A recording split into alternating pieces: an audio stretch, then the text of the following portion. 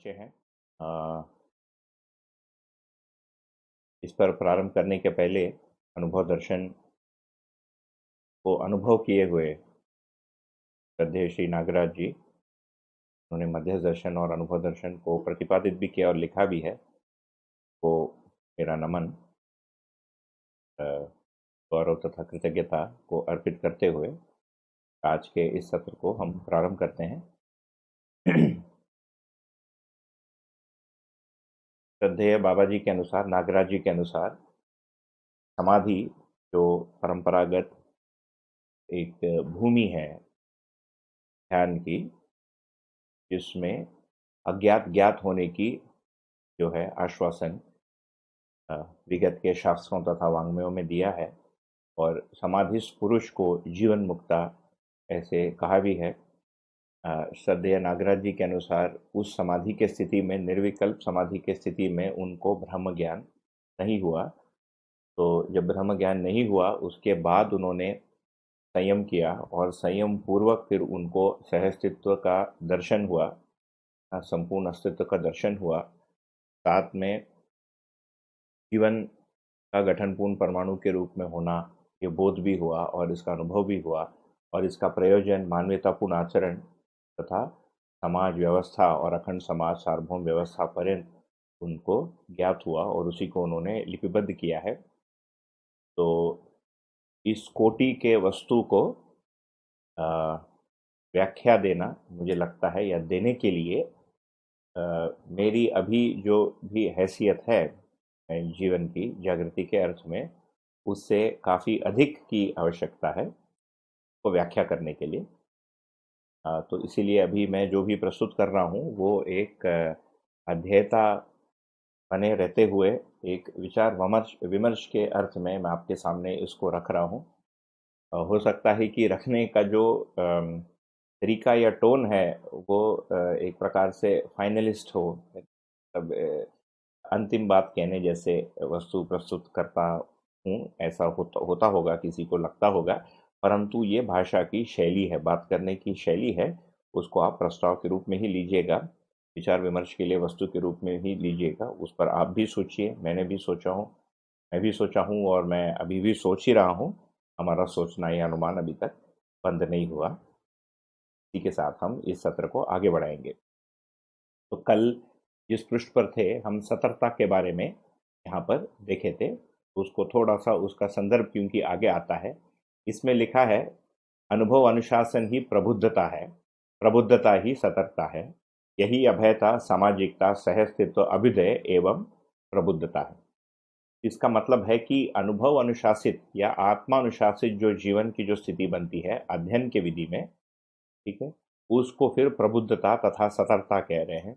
उसमें अभयता का बोध बना रहता है, अभयता का अनुभव रहता है, क्योंकि वर्तमान में विश्वास बना रहता है, अमरत्व का बोध बना रहता है, साथ में अखंड सामाजिकता की स्वीकृति, व्यवहार में सहस्तित्व तथा वैचारिक समाधान के रूप में ये स्थिति को एक अध्येता, एक साधक अपने में देख पाएगा, ऐसा मेरा अनुमान है। और यही अनुभव मूलक विधि से सतर्कता प्रमाणित होती है। तो अनुभवगामी विधि से सतर्कता का ज्ञान तथा उसकी स्थिति को पाना, तथा अनुभव मूलक विधि से अंततः उसकी निरंतरता को प्रमाणित करना। तो सतर्कता की निरंतरता जो है, ये फिर अनुभव मूलक विधि से प्रमाणित होती है। तो अनुभव अनुशासन का मतलब है कि आत्मा से अनुशासित जीवन, इसका मतलब आत्मा से अनुशासित बुद्धि, है ना, उससे अनुशासित चित्त, उसके अनुशासन में वृत्ति तथा उसके अनुशासन में मन। इस रूप से हमको आत्मानुशासन समझ में आता है। आगे, सजगता एवं सतर्कता ही प्रबुद्धता का प्रत्यक्ष रूप है। इसके पहले कहे थे सतर्कता जो है प्रबुद्धता है। अब देखिए इस वाक्य में लिखा है, सजगता एवं सतर्कता ही प्रबुद्धता का प्रत्यक्ष रूप है। इसका मतलब सजगता जुड़े बिना प्रबुद्धता का प्रत्यक्ष रूप पूर्णतया बनता नहीं। तो प्रबुद्धता का मतलब ही है बोध संपन्न होना। तो बोध को प्रमाणित करने के लिए फिर सजगता की आवश्यकता पड़ती है, या दूसरे भाषा में कहेंगे तो बोध अपने में सजगता का ही परिचय है। बोध होने का मतलब ही है कि सजगता का परिचय होना। बोध का मतलब ही है स्वबोध। बुद्धि को, आत्मा का जो बोध होता है, इसका नाम स्वबोध है, और इसको पूर्ण बोध भी कहा है। तो इसको सत्यबोध भी कहे हैं। इसको मतलब सत्यबोध के साथ स्वबोध बना रहता है, इसी को जीवन बोध भी नाम दिया है। तो ये होना बराबर सजगता, तो सजगता पूर्वक ही इसीलिए सतर्कता तथा प्रबुद्धता का प्रत्यक्ष रूप है, ऐसे लिखा है। आगे, पांडित्यपूर्ण सतर्कता ही बौद्धिक समाधान है, यही व्यवहार में निर्वाह क्षमता तथा व्यवसाय में कुशलता एवं निपुणतापूर्ण योग्यता है। तो पांडित्यपूर्ण सतर्कता का मतलब क्या है कि विचार में कुशलता, निपुणता तथा पांडित्य बना रहता है। इसको शायद पूर्व के कुछ अध्यायों में हम लोगों ने देखा होगा, है ना। तो ये पांडित्यपूर्ण जो सतर्कता जो वृत्ति में पहुंचता है, यही फिर बौद्धिक समाधान को प्रकाशित करता है, यदि यही बौद्धिक समाधान को संप्रेषित करता है, यदि यही बौद्धिक समाधान को अभिव्यक्त करता है, व्यवहार गम्य बनाता है ना। क्योंकि जो बोध है वो यदि व्यक्त नहीं होता है तो सामने वाले आदमी को यही दिखेगा, ये गुड़ खाया हुआ गूंगा है ना। हमको बोध हो गया और व्यक्त कुछ भी नहीं हो रहा है, और उसको बताने के लिए भी कुछ नहीं है, और उसका व्यवहार का भी कोई स्वरूप नहीं है, तो भाषा तो गुड़ खाया हुआ गूंगा ही बनता है ना। और यहाँ पर हमको दिख रहा है कि गूंगा जो है मतलब गुड़ खाने के बाद, है ना, बोला भी जा सकता है, और बोलना अनिवार्य है, बोलना सहज है। बोलने का मतलब है अभिव्यक्त होना, केवल वाणी के रूप में बोलना नहीं, परंतु व्यवहार के रूप में अभिव्यक्त होना, विचार के रूप में होना तथा कार्य तथा व्यवस्था में भागीदारी के रूप में होना। ठीक, तो इसकी जो निर्वाह क्षमता है तथा व्यवसाय में कुशलता एवं निपुणता पूर्ण योग्यता है, ये हमको इस लाइन से समझ में आता है। आगे, सजगता ही अनुभव क्षमता और सतर्कता ही समाधान क्षमता है। तो ये सतर्कता को पहले हम देखें। सतर्कता को प्रबुद्धता कहा। सतर्कता का मतलब है कि वृत्ति में न्यायपूर्ण जो विचार है वो चित्त के साक्षात्कार अथवा चिंतन के अनुसार हो रहा है, और चित्त में ऐसा साक्षात्कार या चिंतन, साक्षात्कार किसमें, अनुभवगामी विधि में। अनुभवगामी विधि में सर्वप्रथम जो सत्य का या न्याय धर्म सत्य का जो उद्घाटन है, वो जीवन के चित्त के चिंतन क्षेत्र में सत्य या न्याय या धर्म या स्वभाव धर्म या रूप गुण स्वभाव धर्म के संयुक्त रूप में इन आयामों के उद्घाटन जो है, ये चिंतन क्रिया में साक्षात्कार होता है सर्वप्रथम। इस साक्षात्कार का बुद्धि में बोध होता है ना, या उसकी स्वीकृति होती है। इस स्वीकृति का फिर संकल्प या निष्ठा बनता है। पहले निष्ठा बनता है, उसके बाद वो संकल्प के रूप में परिवर्तित होता है ना। सत्यबोध के साथ फिर सत्य संकल्प बनता है। उसके पहले आत्मबोध रहित संकल्प के रूप में वो क्रियारत रहता है, कार्यशील रहता है, एक निर्णय बनता है जो कभी बदलेगा नहीं, इसका फिर चिंतन होता है। तो साक्षात्कार और चिंतन दो शब्द हैं, इसको हमको ठीक से प्लेस करना आवश्यक बनता है। और वही अनुभव मूलक विधि से जो अनुभव तथा अनुभव बोध प्रमाणित है, उसका नाम चिंतन है। ठीक है, तो सतर्कता ही समाधान क्षमता है। तो ये जो सतर्कता है, समाधान बुद्धि में जो बोध हुआ, समाधान हुआ ना, ज्ञान के रूप में, उससे समाधान किसको हुआ, चित्त तथा वृत्ति के हुआ।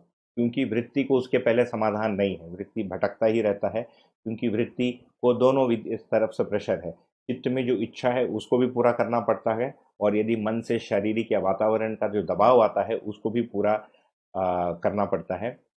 इसीलिए वृत्ति को फिर फाइनली समाधान होता है, और यही इसी का नाम फिर सतर्कता है, या वृत्ति के माध्यम से फिर समाधान प्रमाणित होता है। प्रमाणित होने का मतलब मानव परंपरा में उसका प्रमाण होना, मतलब उसका प्रत्यक्ष होना, उसका व्यवहार रूप में होना, उसका गुणों के रूप में, व्यवहार के रूप में कोई प्रभाव होना, व्यवसाय के रूप में कोई प्रभाव होना, और व्यवस्था की रचना तथा उसके भागीदारी के रूप में कोई प्रभाव होना परस्परता में, तभी जाके हम कहेंगे कि कोई वस्तु प्रत्यक्ष हुई, है ना। इसीलिए फिर जो पहले में जो लिखा था, जो श्रद्धेय नागराज जी से हम सुने हैं कि ब्रह्म ज्ञान जो है ना, अव्यक्त है और अनर्वचनीय है, इन दोनों को ही उन्होंने पलट दिया। यदि देखेंगे तो ब्रह्म ज्ञान पूर्ण रूप से वचनीय है, 50 पेज में लिखा जा चुका है ना। बोलने के रूप में शायद 200 घंटे में बोल चुके हैं, 600 घंटे में बोल चुके हैं, और संपूर्ण रूप से व्यक्त है। ऐसा नहीं कि व्यक्त नहीं है ना। यदि ये व्यक्त होने का मतलब है, तो ये संपूर्ण रूप से व्यक्त है। यदि व्यक्त होने का मतलब और कुछ है ना, कि उसका वर्णन नहीं किया जा सकता, तो वर्णन तो किया जा सकता है, परंतु वर्णन जो है अनुभव होता नहीं। इसको हम पहले भी देख चुके हैं, है ना। जैसे वो तो फिर ब्रह्म ज्ञान के लिए क्यों, हम छोटी सी जैसे चाय पी लिया या एक अच्छी जगह चले गए, और उस अनुभव को आप वर्णन करते हैं, उस वर्णन से मुझ में वो अनुभव जब तक नहीं होता है, वो वर्णन वर्णन ही रहता है। जब उसी वस्तु या उसी आस्वादन या उसी सुख को मैं स्वयं अनुभव करता हूँ, तब जाके मुझे पता चलता है या एहसास होता है कि आपने क्या अनुभव किया। तो ब्रह्म ज्ञान में भी वैसे ही है। तो ब्रह्म ज्ञान व्यक्त भी है और निर्वचनीय भी है, और ये सतर्कता पूर्वक होता है। सजगता ही अनुभव है ना। तो बुद्धि में जो बोध होता है, सत्य बोध, उसके साथ या बाद आत्मा में जो अनुभव होता है, इसको फिर सजगता कह रहे हैं। तो सजगता किस स्तर पर हमको मिलेगा? सजगता कौन जग गया? बुद्धि जग गया और आत्मा जग गया। चित्त तो पहले से जगा ही था, चित्रण तक। प्रत्येक मानव में चित्त चित्रण क्षेत्र तक जगा ही है। वृत्ति के न्याय धर्म सत्य दृष्टियां का सही विधि से कार्यशील होना, चित्त के चिंतन क्षेत्र का जगना। हो सकता है कुछ लोगों में जगह भी हो, हम ब्लैंकेट स्टेटमेंट नहीं दे सकते कि हर आदमी 4.5 क्रिया में ही जीता है। ये मैं तो मेरे से तो बनता नहीं कहना। ये भी नहीं बोल सकते हैं कि किसी में भी बुद्धि में कुछ भी नहीं हुआ है, मेरे पास तो वो कहने का अधिकार नहीं है। हाँ, सूचना रूप में हम जो सुने हैं उसको जरूर दोहरा सकते हैं, परंतु ये जरूर है कि बुद्धि तथा आत्मा का अंततः जागृत होना ही सजगता के रूप में है। बुद्धि का जागृत होने का मतलब बुद्धि का प्रत्यावर्तन होना, आत्मा का जागृत होने का मतलब आत्मा का प्रत्यावर्तन होना। तो इस अनुभव तथा अनुभव बोध, पहले बोध फिर अनुभव का बोध का सम्मिलित स्वरूप को यदि हम देखेंगे, ये सजगता की पूर्णता के रूप में दिखती है। यही जो जीवन के अन्य क्रियाओं के माध्यम से जब व्यक्त होता है, तब उसका नाम सतर्कता है। खासकर चित्त और वृत्ति के योगफल में जब व्यक्त होता है, तब उसको सतर्कता नाम दिया है। तो ये इसीलिए इसमें कहा है सजगता ही अनुभव क्षमता और सतर्कता ही समाधान क्षमता है।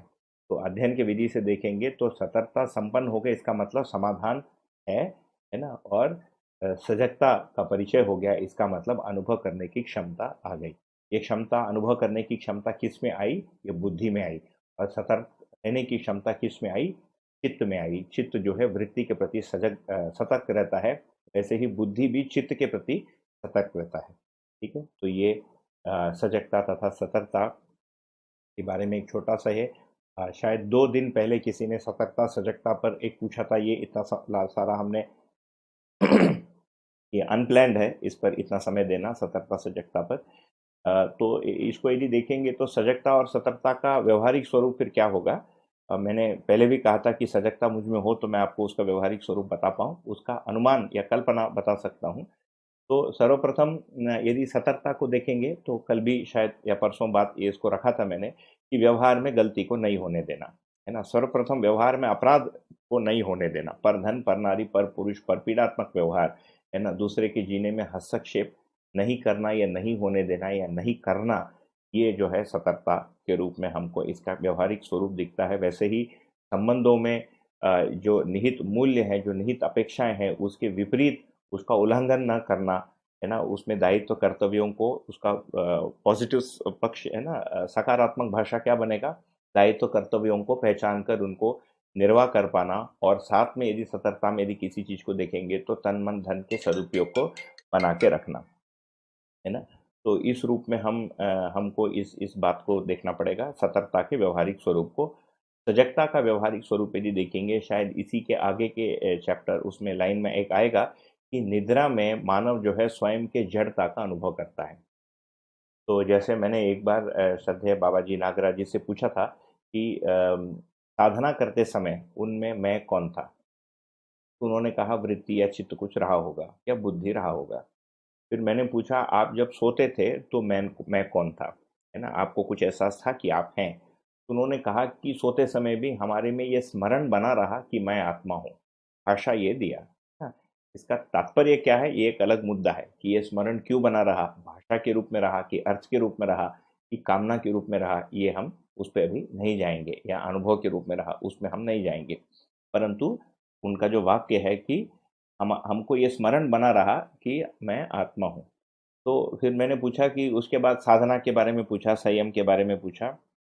साधना समय का हो गया तो समाधि में पूछा मैं कौन था उसमें। तो उन्होंने कहा कि समाधि का दृष्टा आत्मा था, परंतु उस समय वो ज्ञान नहीं था मेरे पास। संयम करने से पता चला कि समाधि का दृष्टा आत्मा है। ये तीसरा एक डेटा पॉइंट मिला। चौथा एक डेटा पॉइंट मिला, मैंने ये पूछा कि अभी आप जब सोते हैं तो हम जैसे सोते हैं उसमें क्या भेद है? बोले अभी आप बेहोशी में सोते हो, हमको पता रहता है कि हम शरीर को सुला दिया हूँ। ये तो सजगता का मतलब है कि ये जागृत सुषुप्ति तथा स्वप्न अवस्था में तो उसमें स्वप्न नहीं रहेगा, यथार्थ जो है विचार रहेगा। स्वप्न उसको कहेंगे जब आधारहीन कल्पना को स्वप्न नाम दिया है। तो इन तीनों स्थितियों में है ना, the waking, sleeping and dreaming state, वो देखने वाला एक इकाई बना रहता है। इसको हम सजगता का व्यवहारिक स्वरूप अभी मान सकते हैं। मैं स्वयं अपनी स्थिति को अभी ऐसा नहीं पाता हूँ, इसीलिए इसका कोई मैं आपको प्रामाणिक रूप से इसको नहीं बता पाऊंगा। और यही आगे जाके फिर बुद्धि में जो बोध है उसका भी दृष्टा आत्मा बन जाता है। तो हर समय फिर दृष्टापद प्रतिष्ठा हो जाने का मतलब ही है कि आत्मा हर समय बुद्धि का दृष्टा, बुद्धि हर समय चित्त का दृष्टा, चित्त हर समय मन तक तथा व्यवहार तक का दृष्टा बना ही हुआ है। तो ये सजगता का व्यवहारिक स्वरूप। सहजता इसी को कह रहे हैं। तो अध्ययन के विधि से जागृति के क्रम में यदि हम चलेंगे तो आत्मानुशासित जीवन के स्थिति से सजगता का प्रारंभ होकर अनुभव के स्थिति में सजगता पूर्ण होता है, ऐसा लिखा है ना। तो इस परिपूर्ण सजगता के कारण क्या होता है, मध्यस्थ क्रिया पूर्णतया क्रियाशील हो जाता है जीवन में। तो अनुभव के प्रभाव में हर समय बुद्धि हमेशा हमेशा के लिए बना ही रहता है, मन तक, बुद्धि से लेकर मन तक। इसीलिए सारे जो जीवन की क्रियाएं हैं ये सहजात्मक हो जाती हैं। उसमें कोई भी फिर अभी प्रयास या ध्यान देने की आवश्यकता या बने रहने की आवश्यकता नहीं रहती है। वो हर समय बना ही रहता है, क्योंकि एक बार मध्यस्थ क्रिया क्रियाशील हो गया तो बाकी क्रियाएं अपने आप ही स्वतः ही उसमें नियंत्रित ही रहते हैं। उसमें संपूर्ण मानवतापूर्ण आचरण, जिसको हम 122 आचरण के रूप में अध्ययन करते हैं, वो सारे स्वभाव के रूप में बने ही रहते हैं। इसीलिए ऐसे जीवन या ऐसे वृत्ति या ऐसे व्यवहार, ऐसे स्वभाव को सहजात्मक कहा है। इसमें देर इज नो एफर्ट, है ना, इट इज नेचुरल। इसीलिए इसको सहज निष्ठा भी कहा है। हाँ, इसीलिए फिर अनुभव का अभ्यास दर्शन में सहज समाधि भी कहा है। ये जो समाधि है ये सहज समाधि है, ये बना ही रहता है सहजता के रूप में। इसके लिए कोई प्रयत्न या प्रयास नहीं रहा। इस रूप से सहज, सजगता, सतर्कता तथा सहजता, ये तीन शब्द हमको मिले, है ना। तो इसको, इस पर थोड़ी सी बातचीत हमारी, हमने प्रयत्न किया, है ना। आगे आप भी इस पर सोचेंगे। आगे, शिक्षा प्रणाली एवं व्यवस्था पद्धति में सतर्कता योग्य क्षमता को जन सामान्य बनाने की व्यवस्था। तो ये अभी क्लियर हो गया। तो शिक्षा प्रणाली, जिसको हम चेतना विकास मूल्य शिक्षा कह रहे हैं, उसमें जन सामान्य क्या बना सकते हैं, सतर्कता को बनाया जा सकता है ना। सर्वप्रथम सतर्कता क्या है कि हम अपराध ना करें, है ना। अपराध ना करें का मतलब केवल उसका व्यवहारिक पक्ष नहीं है, परंतु जीवन में जो भी क्रियाएं क्रियाशील हैं उसके प्रति भी हम सतर्क हो जाएं कि हमारे में ऐसे आस्वादन अपेक्षा है, हमारे में ऐसे विचार की अपेक्षा है। इसी को जागृति विधि साधना कहा है ना। वृत्ति जो है मन का मूल्यांकन कर पाए, चित्त वृत्ति का मूल्यांकन कर पाए, बुद्धि चित्त का मूल्यांकन कर पाए, यही साधना है। और ये फिर निर्णय पूर्वक ही होता है जीवन में। इसके लिए और कोई पद्धति इस दर्शन में दिया नहीं है कि ऐसा मंत्र जप करो या आंखें मूंद लो या संवेदना को देखते रहो, है ना, या 4 घंटे देखो या 8 घंटे देखो या दूसरों की संवेदना को देखो। इस प्रकार की कोई भी अभ्यास इस दर्शन में उस प्रकार की अभ्यास नहीं बताई गई है। यहाँ पर जो अभ्यास बताया गया है वो जीवन को समझना, तो श्रवण के बाद उसको निरीक्षण पूर्वक समझना। हम स्वजीवन ही जीवन के क्रिया को समझता है, इसीलिए सीधा सीधा किया जा सकता है, ये इस दर्शन में प्रस्ताव है। इसी को फिर हम चेतना विकास मूल्य शिक्षा विधि से प्रस्थापित कर सकते हैं, है ना। तो अभ्यास दर्शन में एक वाक्य आया था जब हम, आप में से जो लोग उस सत्र में भी थे, कि चिदानंद की सर्वसुलभ होने की संभावना है ना। इसका मतलब चित्त के प्रत्यावर्तन की स्थिरता की जो स्थिति है, इसको शिक्षा में प्रस्थापित किया जा सकता है। यह शिक्षा विधि से संभव है, ऐसा आप तो पुरुष या अनुभव संपन्न व्यक्ति का एक उद्घोष है। और वही चेतना विकास मूल्य शिक्षा कार्यक्रम के रूप में उन्होंने प्रस्तुत किया है। इसका मतलब है अस्तित्व में जितने भी वास्तविकताएं हैं उनके मूल्यों को समझना, गुण स्वभाव धर्म को समझना, इसको, इसके माध्यम से चेतना का विकास होता है। चेतना का सर्वप्रथम जो विकास होना है वो वृत्ति में दृष्टि के परिवर्तन, गुणात्मक परिवर्तन के रूप में होना है। उसके साथ चित्त में जो भी इच्छाएं हैं उसके गुणात्मक परिवर्तन के रूप में होना है। उससे फिर चित्त की प्रत्यावर्तन संभव है, उससे फिर सतर्कता संभव है। तो ये एक प्रकार से शिक्षा पद्धति हमको समझ में आती है। इसके बाद जो पद्धति है उसका नाम दीक्षा है। वो दीक्षा संस्कार फिर अनुभव के लिए प्रस्तावित किया गया है, जो अभ्यास दर्शन में लिखा है। आगे, किसी अंश में सजगता एवं सतर्कता ज्ञान अवस्था की इकाई में पाई जाने वाली अविभाज्य क्षमता है, जिसकी पूर्णता के लिए वह विवश है। तो किसी क्षमता में सतर्कता तथा सजगता का कुछ भास, कुछ एक सेंस बना ही रहता है। हर आदमी ये स्वीकारता ही है, हम स्वीकारते ही हैं दिन में कि हम मैं भी जगा हूँ और मैं हूँ, है ना? बिना कोई भी मानव